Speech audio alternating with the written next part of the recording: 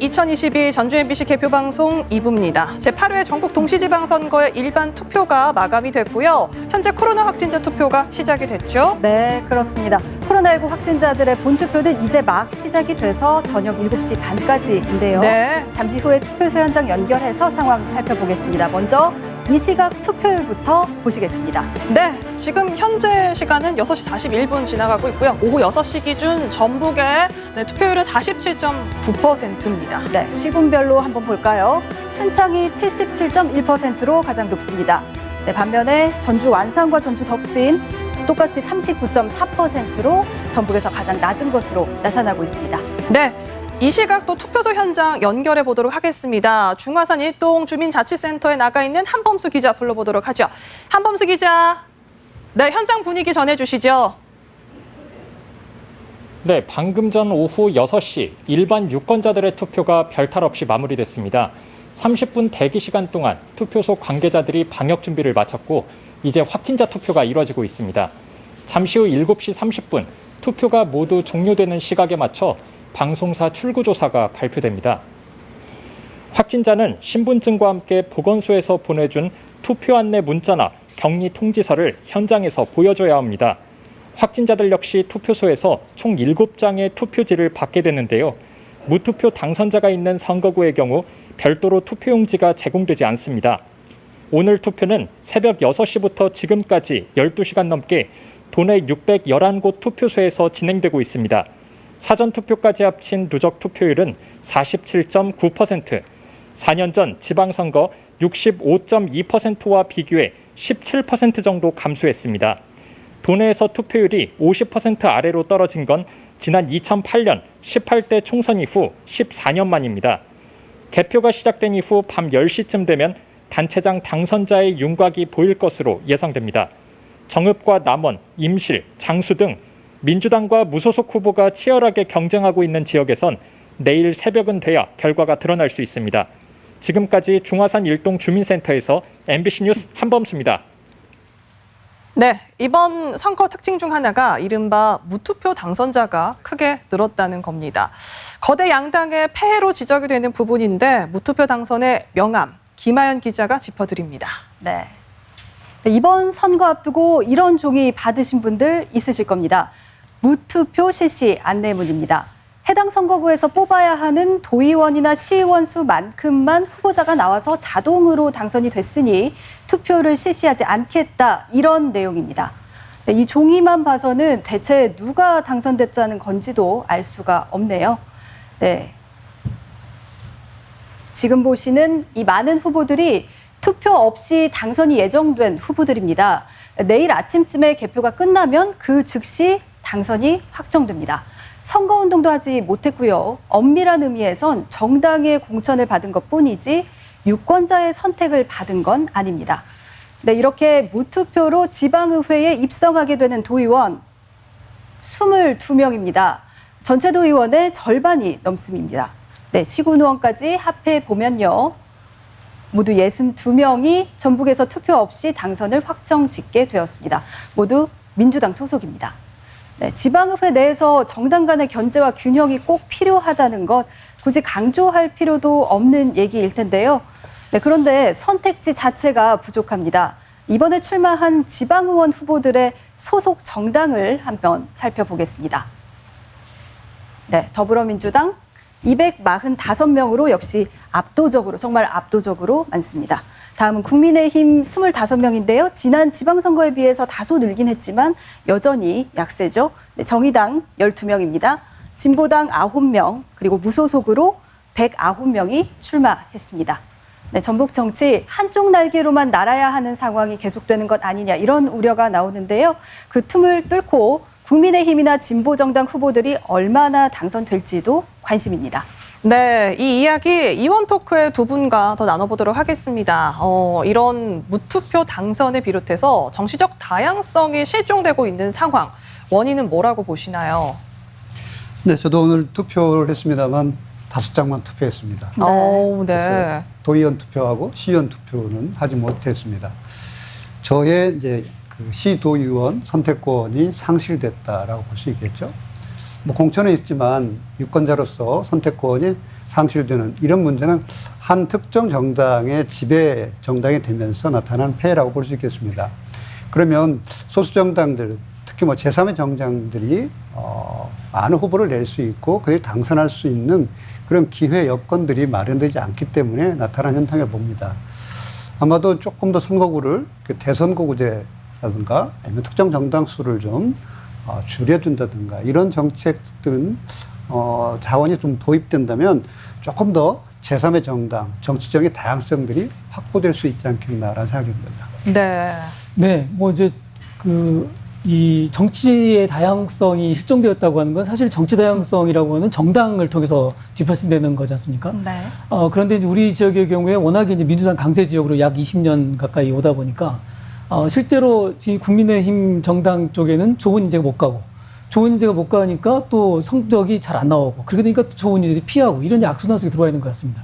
근데 과거에 이런 이제 정치적 다양성들이 정책으로 이제 또 드러나야 되는 상황인데 조금 옛날 이야기를 하나 드리면 1995년에 강현욱 지사와 유종근 두 후보가 선거에 붙었던 적이 있었습니다. 네. 그때 강현욱 지사는 중앙정부 지원론을 들고 나왔고요. 힘 있는 이제 이 관료 출신이다. 그리고 유종근 지사는 외사유치론이라고 하는 정책을 들고 왔습니다. 이 두 개의 정책이 팽팽하게 붙으면서 실제로 아주 흥미롭게 그 정책적 지향성을 받고 그게 결국은 정당 정치의 어떤 틀을 만들었던 그런 경험이 있습니다. 물론 이제 그런 사례가 많지는 않았고 그 이후에 과연 20여 년 동안 그런 방식의 어떤 큰 정책적인 틀을 가지고 있었던 어떤 대립 또는 이제 이 논쟁들이 있었던가 싶습니다. 그래서 이런 문제들이 이제는 좀 극복될 수 있는 새로운 대안이 나와야 되고 네. 그러기 위해서는 국민의힘이 조금 더 분발해야 되지 않느냐. 민주당도 조금 내부에서의 조금 화려한 다양한 좀 논쟁들을 만들어놔야 되고 네. 그런 이제 필요가 있다고 생각이 듭니다. 네, 조금 뒤 7시 반이면요. 이제 출구조사도 발표가 될 텐데 도지사 선거 이야기도 좀 해봐야 되겠죠. 이제 송하진 지사의 퇴장으로 새로운 도지사 시대를 예고하고 있습니다. 어떤 의미로 바라보고 계시는지 궁금합니다. 네, 이 송하진 지사의 이 퇴진이 사실은 굉장히 뜻밖이었지 않습니까? 다들 많은 사람들이 놀랐는데, 저는 일단 이렇게 봅니다. 지금 송하진 지사께서 재선을 하셨고요. 네. 그 전에 김한주 지사님이 재선을 하셨고, 그리고 그 전에는 강현욱 지사님이었습니다. 이 세 분의 공통점은 관료 출신이라는 점이었죠. 그 관료 출신의 도지사가 이 8년, 20년을 지금 해오다가 이번에 드디어 이제 새로운 정치인으로 바뀌는 그런 시기입니다. 그러니까 이게 이제 외형적으로 보면 출신이 달라졌다고 하는 게 과연 정치에 어느 정도 영향을 미칠까 이걸 이제 생각할 수도 있겠지만 어쩌면 그동안의 중앙정부나 또는 관료 중심적으로 결정되었던 다양한 정책들의 이 틀을 바꾸면서 어쩌면 조금 더 과감하고 그리고 정치적인 감각 속에서 새로운 어떤 발전을 만들어낼 수 있는 기회가 되지 않을까 이제 그런 기대를 해봅니다. 근데 이제 또 하나 염려되는 건 이번에 이제 김관영 후보나 또는 이제 이 다른 후보들의 공약들을 보면 대선 때도 비슷한 상황이었습니다만 정당 간의 전라북도를 바라보는 관점이나 어떤 지역의 문제를 비전을 설정해 가는 데 있어서 차이가 크게 나타나지 않았습니다. 네. 그래서 과연 정치인 출신으로서의 그런 꼼꼼하고 좀 세밀한 지역을 바라보는 관점이 새롭고 그리고 관점을 실현할 수 있는 새로운 정책적 수단이 마련되었는가 이 문제에 대해서는 좀 걱정되는 부분이 있습니다. 네. 근데 이 새로운 도지사 이제 윤석열 정부가 출범한 상황에서 일을 해야 하지 않습니까? 이 전북도지사에게 새롭게 요구되는 역할 어떤 것이 있다고 보십니까? 네, 저는 아마 이제 그동안에 지난 20여 년 동안의 이 전라북도의 발전 전략을 보면 첫 번째는 이제 중앙정부 지원론이 되게 있었죠. 중앙정부에서 예산을 따서 뭐 새만금 사업을 크게 한다든지 또는 뭐 이제 이 중앙정부와 관계를 밀접하게 해서 전라북도 발전을 앞당기겠다 이런 이제 이 논리가 있었다면 그 다음에 나왔던 건 기업 유치와 그걸 통한 일자리 그리고 산업 정책 이렇게 이제 이어졌지 않습니까? 그래 보면 중앙정부 지원론에서 이 기업 유치론 이렇게 이어져오는 이 지방 경제 또는 지역 발전의 전략들이 이제 달라져야 되는데 이걸 어떤 방식으로 설정할 거냐? 과연 이번에 등장하는 새로운 민주당 후보나 또는 도지사 후보들은 과연 전라북도의 과제를 어떻게 바라보고 있고 또 한국 사회가 이 전라북도가 해야 될 역할을 어떻게 설정하고 있느냐 이 문제를 사실은 가장 먼저 고민해야 되지 않느냐 이런 생각이 듭니다. 그래서 그런 의미에서 현실적으로는 예컨대 이제 그 부울경 메가시티가 됐고요. 또 강원도가 특별자치도를 만들었습니다. 그렇게 되면 전라북도는 과연 이런 이제 시대적인 변화, 어떤 공간적인 커다란 변화들이 속에서 전라북도의 발전 전략이 공간적으로 어떻게 될 것인지, 이 발전 전략의 차원성 어떻게 될지, 또 이제 그동안 30여 년 동안 묵혀왔던 새만금 문제에 대한 어떻게 정리할 건지. 이런 이제 중요한 과제들이 남아 있어서 이 문제를 해결할 수 있는 그런 이제 해안과 어떤 이제 지혜들이 필요한 때가 아닌가 이런 생각이 듭니다. 네, 이 교수님 어떻게 한 말씀 해주시죠? 네, 아무래도 뭐 이제 새로운 지사가 할 일들은 많이 있을 것 같은데요. 그리고 저는 이제 조금 관료에서 정치인 중심으로 도지사가 바뀌었기 때문에 좀 사고를 좀 많이 쳤으면 좋겠다. 그 사고는 좀 큰 그림을 그렸으면 좋겠다. 예를 들어서 뭐 우리 지역의 이제 통합의 정치, 행정구역의 통합이라든지 뭐 이런 것들을 좀 과감하게 들고 나와서 치고 나왔으면 좋겠다. 그래서 그걸 갈등이 있으면 좀 조정 좀 하고 또 우리 지역에 많이 묵혀 있는 일들이 있습니다. 사망금을 떠나서 전주에 또 문제가 많이 산적돼 있고 이런 문제가 결국 도지사하고 시장 군수들하고 밀접한 네트워크 형성이 안 돼, 갈등 속에서 개발이 안 됐거든요. 이제 그런 점들을 좀 더 새로운 도지사가 적극적으로 좀 일을 했으면 좋겠다. 이제 그런 일들을 하려면 결국 또 뭐 새로운 윤석열 정부하고도 맥을 어떻게 맞출 건가. 그럼 특별자치도 이 문제를 결국 우리도 끌고 가야 되는데 그걸 해결할 수 있는 뭐 민주당과 함께 윤석열 정부 도움을 받아서 뭐 해야 될 큰 과제들이 있다고 봅니다. 저는 네. 이제 아무래도 이렇게 관료 출신이라고 하는 게 다 나쁜 건 아니죠. 네네. 아닌데 되게 이제 네. 관료 출신들이 가지고 있는 특징 중에 하나가 중앙정부와 지방정부의 관계를 상당히 상하적인 관계 또는 가불의 관계로 보는 네. 그런 사례가 아무래도 있습니다. 근데 이제 정치인 출신이라고 하면은 네네네. 이런 이제 그런 관계를 떠나서 네. 전라북도가 한국 사회 전체에서 어떤 역할과 어떤 의미를 가지는 네, 이걸 네. 좀 가지고 중앙정부에게 대등하게 전라북도의 발전을 이러하니 중앙정부가 이런 분의 지원을 해라라고 요구하는 그런 당당한 어떤 이제 전략적인 변화들이 네. 있습니다. 네, 좋습니다. 네. 말씀 잘 들었습니다. 이번에는요, 저희가 또 첨단 화상 시스템을 이용해서 격전지 현장으로 한번 다시 가보도록 하겠습니다. 네.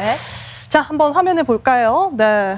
지금은 저희가 선거사무소 현장만 보여드리고 있는데요. 개표 후에는 또 후보자들과 화상 시스템 이용해서 시청자분들과 연결하는 시간도 갖습니다. 그러니까요. 끝까지 함께해 주시고요. 자, 그럼 격전지 후보자들 선거사무소 보도록 하겠습니다. 네, 먼저 정읍으로 한번 가보겠습니다. 저희 여론조사상으로도 초박빙이 이어진 지역이기 때문에 오늘 상당히 관심이 높은데요.